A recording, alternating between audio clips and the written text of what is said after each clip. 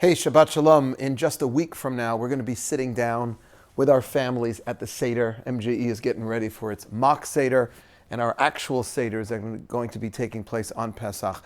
But what's the purpose of the Seder? And the sages teach that on the night of Passover, we are supposed to see ourselves as though we were slaves, like our ancestors were thousands of years ago in Egypt, that we today were slaves, and on the night of Pesach, we are freed, we're emancipated. Now, I don't know where you're going to be for the holiday.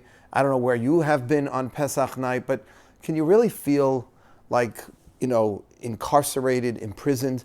Maybe like our brothers and sisters in the Ukraine, if we were, God forbid, in that situation, and we continue to pray on their behalf, that maybe we would feel like we were in prison, and if we got out of the Ukraine and we came to Israel, like so many Jews are coming now from the Ukraine to Israel, maybe then we would feel free. But how are we in New York City or in the lap of luxury, wherever we're going to be enjoying our Seders, feel free?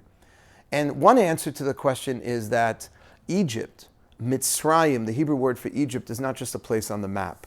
The word Mitzrayim in Hebrew is from the root mem tzadik resh, which means meitzar, which means stress or constriction.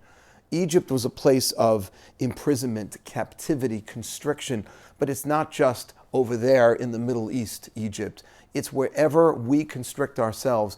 We as human beings, by virtue of the fact that we're a social animal, Rabbi Soloveitchik taught, we crave, public approval. We want other people to think well of us. We are addicted to our iPhones. We've got our own prejudices. We've got other kinds of poor and bad habits that we practice every day. We imprison ourselves. We constrict ourselves. We are in Meitzar. And the point of the night of Passover is not simply to think about how our ancestors were emancipated from their Mitzrayim, from their Egypt. The question is how you and I can free ourselves from the shackles and the enslavement of our own bad habits, prejudices, phones, whatever it is that's keeping us in Mitzrayim. And my blessing to all of us on the night of the Seder is that we should try to be free. How? By immersing ourselves in the Torah.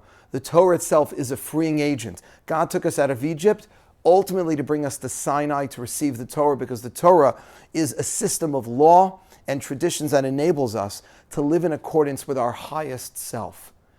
And that allows us to become free of whatever addictions, prejudices, and other types of imprisonments. My blessing to all of us is that we should be free, not just our ancestors thousands of years ago, but each and every one of us. Pick one thing that's imprisoning you and ask yourself on the night of the Seder, how can I be free? How can I use my Torah and my Judaism to emancipate me from that constriction? Shabbat Shalom.